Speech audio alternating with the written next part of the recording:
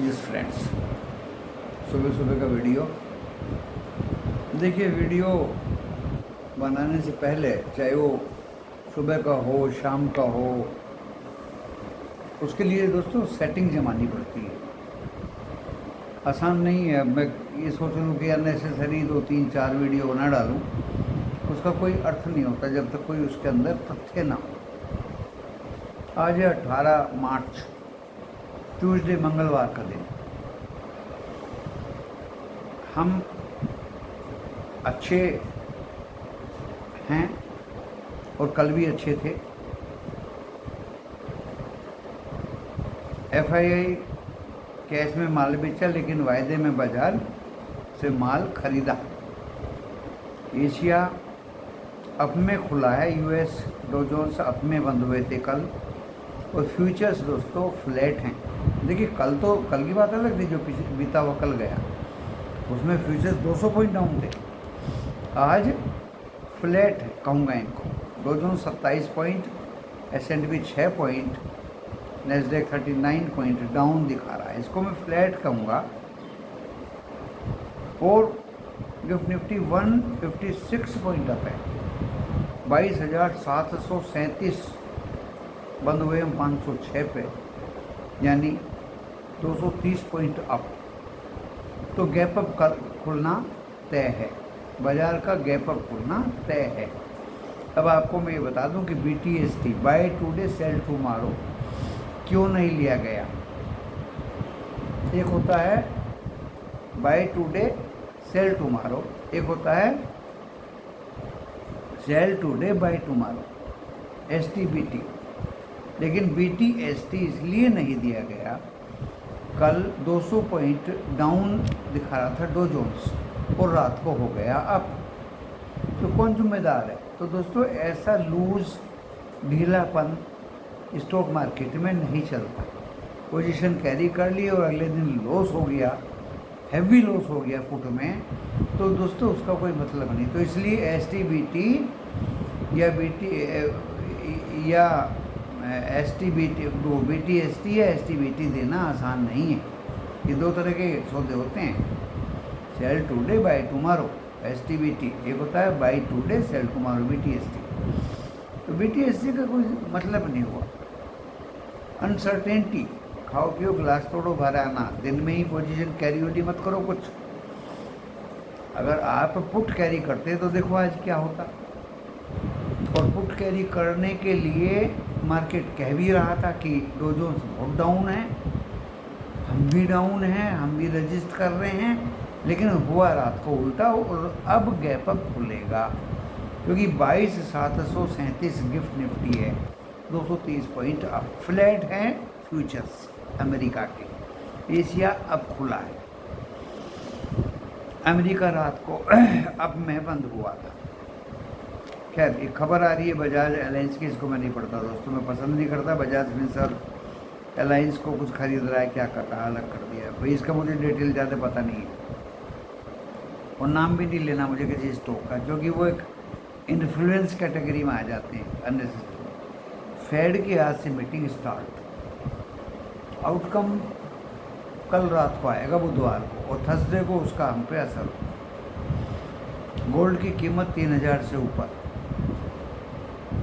Crude में बता रहे हैं तेज़ी रहेगी, चाइना की डिमांड की वजह से, डिस्टर्बेंस की वजह से।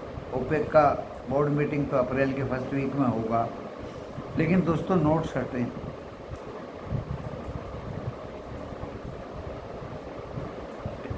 टैक्सेज वगैरह जो है, टैरिफ टैक्स 16% बढ़े हैं दोस्तों, कलेक्शन बहुत हुआ है। और STT का तो 55% कलेक्शन बढ़ के आए। आज है मंगलवार, मंडे को कंसोलिडेशन हुआ था आप सबके सामने, बाजार 22,577 तक गया, 78 से वापस घूम गया और नीचे खुले थे हम डाउन 44 पॉइंट। उसका भी कारण था, मैं कारण भी आपको इस वीडियो में समझा देता हूँ, लेकिन सुबह सुबह का वीडियो है, ज़्यादा समय नहीं है मेरे पास। RBI लिक्विडिटी इंजेक्ट करने जा रहा है दोस्तों। US और रशिया की आज बातचीत होगी। गिफ्ट निफ्टी 156 पॉइंट अप है। जो थर्सडे को आउटकम आएगा फेड का, वेडनेसडे को, कल आएगा रात को, स्टेटस को रहने का उम्मीद है। बैंक ऑफ जापान स्टेटस को रहने का उम्मीद है।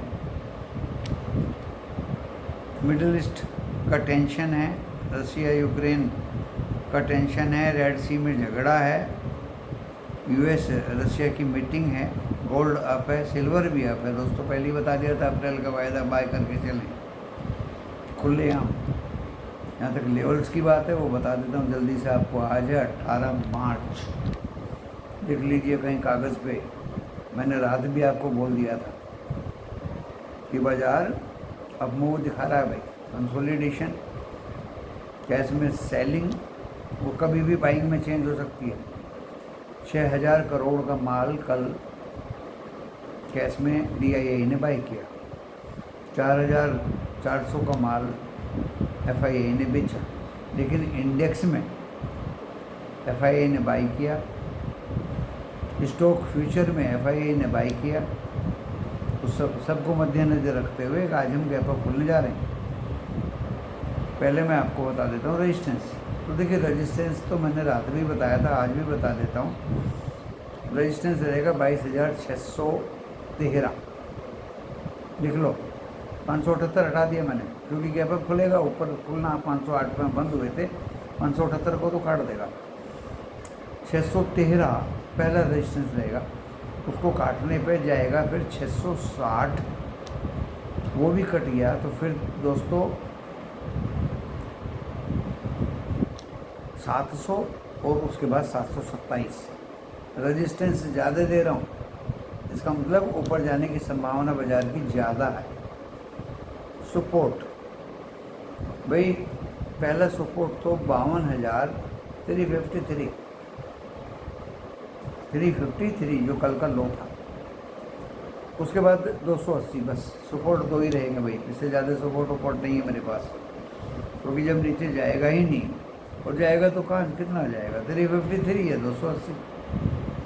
अब अजी बैंक निफ्टी पे, बैंक निफ्टी का भी रेजिस्टेंस जो है वो कल 481 गया था, 48,481। अगर उसको वो काटता है तो फिर 588,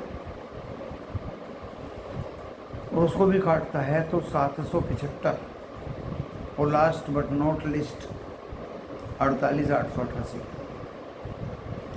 नीचे सपोर्ट दोस्तों अगर 48,000 काटता है तो 47,700 तक जा सकता है बैंक निफ्टी। ज़्यादा कुछ है नहीं बताने के लिए इसमें। बैंक्स हैं टैरिफ में तो आएंगे नहीं, लिक्विडिटी RBI झोंक रही है, गवर्नमेंट ऑफ इंडिया बैंक्स पे ज़्यादा ध्यान रखती है, तरह तरह के सर्कुलर निकालती रहती है कंट्रोल करने के लिए बैंक्स को।